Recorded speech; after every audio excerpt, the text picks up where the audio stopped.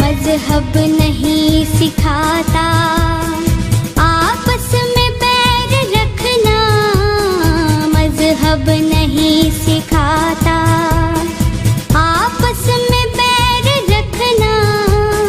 हिंदी है हम, हिंदी है हम, हिंदी है हम, वतन है हिंदुस्तान हमारा, हमारा सारे जहां से अच्छा हिंदुस्तान हमारा। हम बुलबुले हैं इसकी, ये गुलसिता हमारा, हमारा सारे जहां से अच्छा हिंदुस्तान हमारा, हमारा सारे। आईएएस नीति शास्त्र सोन घाटी पर सभी भारतवासियों को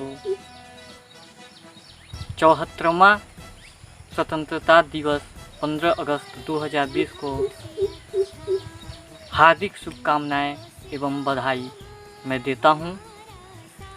और इस वीडियो में हम हमारा देश अंग्रेज कैसे गुलाम किए, कैसे हमारे देश में अंग्रेज लोग आकर कब्जा किए, हमारा देश कैसे गुलाम हुआ, हम यह बताएंगे। तो सबसे पहले हमारे भारत में 1600 ईस्वी में उन्होंने भारत में व्यापार के लिए प्रवेश किया और ब्रिटेन की महारानी एलिजाबेथ ने एक चार्टर प्राप्त किया। इस चार्टर में उन्हें व्यापार इंडिया में यानी भारत में व्यापार करने का एक अधिकार मिल गया। और 1600 ईस्वी में ईस्ट इंडिया कंपनी की स्थापना हुई और ईस्ट इंडिया कंपनी के लिए ब्रिटेन की महारानी एलिजाबेथ ने एक चार्टर प्राप्त की। इस चार्टर में जिसके अंतर्गत उन्हें इंडिया में व्यापार करने का अधिकार मिल गया और इस चार्टर में सबसे पहले 15 वर्ष और इसके बाद 20 वर्ष के लिए व्यापार करने की सीमा निर्धारित की गई। इसके परंतु यह नोटिस के आधार पर 2 वर्ष के पश्चात उसे समाप्त किया जा सकता था। प्रभावित होने पर उसका नवीनीकरण हो जाता। स्थानीय ज़मीनों एवं स्थानीय अन्य सुविधाओं को प्राप्त कर अनेक फैक्ट्रियां का स्थापना कर लिया। 1609 तथा 1661 के चार्टरों द्वारा कंपनी की लीज को बढ़ा दिया गया। 18वीं शताब्दी के अंत तक कंपनी मुख्यतः एक व्यापारिक संस्था के रूप में स्थापित हो गई, परंतु मुगल साम्राज्य के पतन के पश्चात कंपनी ने बदहाली का पूरा फायदा उठाते हुए उन्होंने 1757 में प्लासी युद्ध और 1764 में बक्सर युद्ध के विजय के पश्चात उन्होंने अपनी कंपनी का पूरा साम्राज्य, पूरी ब्रिटिश शासन स्थापित हो गया। 1765 में शाह आलम बंगाल, उड़ीसा, बिहार में उन्होंने दीवानी प्राप्त कर ली, जिसमें वह भूमिगत जमीनों का कर वसूल करने का अधिकार उन्हें मिल गया। इस प्रकार कंपनी भूमिगत प्रभुत्व सत्ता स्थापित कर लिया। ब्रिटिश ताज ने कंपनी की गतिविधियों को संचालित करने के लिए या करने के उद्देश्य से उन्होंने अनेक अधिनियम तथा अनेक चार्ट प्रमुख कानून बनाए, जो प्रमुख 1773 का लेटिंग एक्ट का, 1781 का संशोधन एक्ट, 1784 का पिट्स इंडिया एक्ट, 1786 का, 1793 का, 1813, 1833, 1853 पारित चार्ट एक्ट, 1857 के पश्चात संवैधानिक व्यवस्था में महत्वपूर्ण परिवर्तन किए गए। यहाँ तक कि कंपनी की समस्त शक्तियाँ एवं अधिकार ब्रिटिश ताज के हाथों में सौंप दिया गया। 1858 के पश्चात भारत सरकार एक्ट के अंतर्गत ब्रिटिश ताज ने देश को समस्त प्रशासन अपने हाथ में ले लिया था। यानी 1858 के बाद अंग्रेजों ने ब्रिटिश प्रशासन पूरी अपने हाथ में शासन को ले लिया था। 1858 के पश्चात ब्रिटिश सरकार ने भारत के प्रशासन के लिए अनेक कानून पास किए। ये कानून भारतवासियों की महत्वाकांक्षाओं को संतुष्ट नहीं, प्रशासन में अधिक भागीदारी की मांग करते रहें। ब्रिटिश सरकार द्वारा जो कानून बनाए गए वो 1861, 1892 तथा 1909 के भारतीय परिषद अधिनियम, इंडियन काउंसिलिंग एक्ट 1919 का भारत सरकार का अधिनियम प्रमुख है। नियम के द्वारा उन्हें रियायत दी गई, परंतु भारत के लोग उससे असंतुष्ट थे। जो छूट दी गई थी, जो रियायतें दी गई थी, इससे भारतीय नेता यह मांग करते रहे कि भारतवासियों को स्वयं अपने भाग्य का निर्माण करने का अधिकार होना चाहिए। वो कहना चाहते कि हमें स्वयं अपने भाग्य का अधिकार लेने का अधिकार हो। 35 में भारतीय राष्ट्रीय कांग्रेस ने यह मांग किया कि बिना बाह्य हस्तक्षेप के भारत के लोगों को अपना संविधान बनाने का अधिकार होना चाहिए। 1938 में जवाहरलाल नेहरू ने वयस्क मताधिकार के आधार पर एक संविधान सभा की मांग रखी। इससे पहले 1927 में M.N. राय एवं 1933 में स्वयं जवाहरलाल नेहरू ने इसकी मांग की, परंतु ब्रिटिश सरकार ने दूसरे महायुद्ध के प्रारंभ होने तक इस मांग को अस्वीकार दिया, यानी स्वीकार करने से मना कर दिया।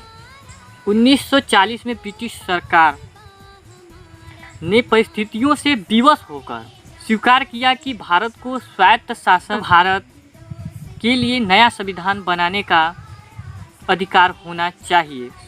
दूसरे महायुद्ध में भारतीयों का सहयोग प्राप्त करने के उद्देश्य से 1942 में सर स्टैफोर्ड भारत आए। युद्ध के उपरांत जो द्वारा अपनाई गई नीतियों का घोषणा किया, परंतु उनके प्रस्तुत किए गए प्रस्ताव को भारतीय दो प्रमुख दल, एक राष्ट्रीय कांग्रेस पार्टी तथा मुस्लिम लीगों को इनकी प्रस्ताव स्वीकार नहीं थी और भारत की संवैधानिक गुत्थी को इस बार फिर एक बार सुलझाने का प्रयास किया गया 1944 में CR फार्मूले के द्वारा, पर वो भी सफल नहीं हुए। 1946 में कैबिनेट मिशन प्लान प्रस्तुत किया गया जिसमें भारत के लिए एक संविधान बनाने की अनुमति दी गई। एक संविधान सभा गठन करने का सुझाव दिया गया। संविधान के तैयार होने तक अस्थायी रूप से सरकार गठित करना तय हुआ। इसमें सभी मुख्य राजनीतिक दलों के प्रतिनिधित्व सम्मिलित किए जाने का सुझाव था। इसी बीच जुलाई 1947 में ब्रिटिश संसद ने भारतीय स्वतंत्रता अधिनियम 1947 पारित किया, जिसके अंतर्गत यह प्रावधान किया गया कि ब्रिटिश सरकार 15 अगस्त 1947 के दिन सत्ता भारतीय हाथ में सौंपेगी। तो इसमें क्या है, स्वतंत्रता प्राप्त करने जो प्राप्त किया गया वो ब्रिटिश संसद के द्वारा किया गया। ये भी 1946 के कैबिनेट मिशन में यह भारतीय स्वतंत्रता अधिनियम पारित किया गया जो 1947 में किया गया है, जिसके अंतर्गत यह प्रावधान किया गया था कि हमारे 15 अगस्त को हमें भारतवासियों यानी भारत के हाथ में सत्ता सौंपी जाएगी। ये हुआ कि हमारे भारत देश किस प्रकार अंग्रेज कब्जा किए, हमारा भारत देश कैसे हम अंग्रेज़ों से गुलाम थे, किस प्रकार अंग्रेज प्रशासन हमारे भारत में प्रभु सत्ता स्थापित किए। अब बात आती है कि स्वतंत्रता दिवस क्यों मनाया जाता है, किन कारणों किन उद्देश्यों से स्वतंत्रता दिवस मनाया जाता है। स्वतंत्रता दिवस का 15 अगस्त का महत्व क्या है, इसकी वास्तविक महत्व क्या है। पहला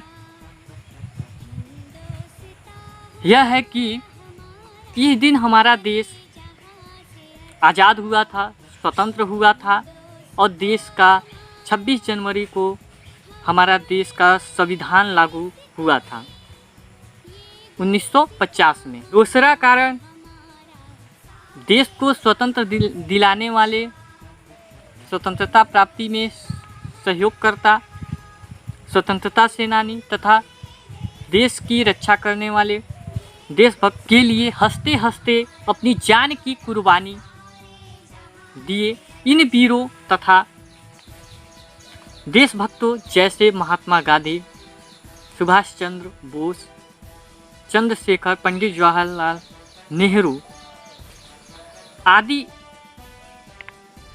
ये सभी को याद करने के लिए, उनकी विचारधाराओं को जानने के लिए, उन्होंने देश के लिए कितना योगदान दिया, कैसे देश को आज़ाद कराएं, इनकी वीर कहानी सुनने के लिए, त्याग, बलिदान, अमन, शांति, अहिंसा आदि के अनेक विचारों से प्रभावित होने के लिए और उन्हें याद रखने के लिए, अपने दिलों में याद रखने के लिए भी मनाया जाता है। तीसरा कारण देश की एकता, अखंडता, प्रभुता बनाए रखने के लिए भी। चौथा कारण बच्चे, बूढ़े, युवक ये सभी प्रतिदिन अपनी दैनिक समस्याओं में व्यस्त होते हैं, दैनिक समस्याओं की चिंता होती है, लेकिन केवल वर्ष में 2 बार यानी 2 दिन, एक 15 अगस्त और एक 26 जनवरी, केवल वर्ष में 2 दिन ही ऐसा होता है जो हमें देशभक्ति की रंगों में, देश के लिए कुछ करने के लिए, देश की रक्षा, देश की एकता, अखंडता, प्रभुता, देश की भक्ति में रंगों में डूबने के लिए, देश भावनाओं तथा देश के प्रति प्रेम बढ़ाने के लिए हमें इस दिन मौका मिलता है। फिर 5वां में नीति शास्त्र कहता है कि हम सभी लोग 15 अगस्त स्वतंत्रता दिवस, 26 जनवरी गणतंत्र दिवस इसलिए नहीं मनाते कि इस दिन झंडा फहराया जाए। स्कूल कॉलेजों में नृत्य, संगीत, भाषण, मीठा के रूप में प्रसाद लिया जाए। ठीक है, ये अच्छी बात है, ये सब भी हम करते हैं, पर नीति शास्त्र कहता है कि इनके साथ साथ हमें यह भी संकल्प लेना होगा, यह भी शपथ लेना होगा, और हम मीठा लेकर घर चले जाते हैं। ठीक है, अच्छी बात है, परंतु इनके साथ साथ सभी राजनेताओं, प्रशासनिक अधिकारी, शिक्षक तथा छात्राओं को इस दिन फहराने के साथ साथ ही हमें अपनी कमियों को खोजना होगा कि हमारे अंदर क्या कमी है, हमारे अंदर क्या दोष है।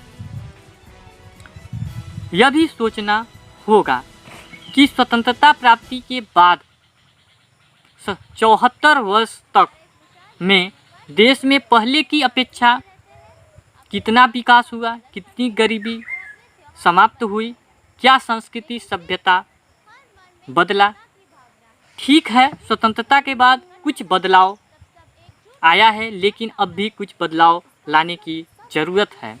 जैसे हमारे देश में भ्रष्टाचारी, कालाबाजारी, घोटाला, देश के प्रति एक नागरिकता की मौलिक कर्तव्य एवं मौलिक अधिकारों का पूरा प्रयोग न कर पाना, ये सब हमारी कमियां हैं।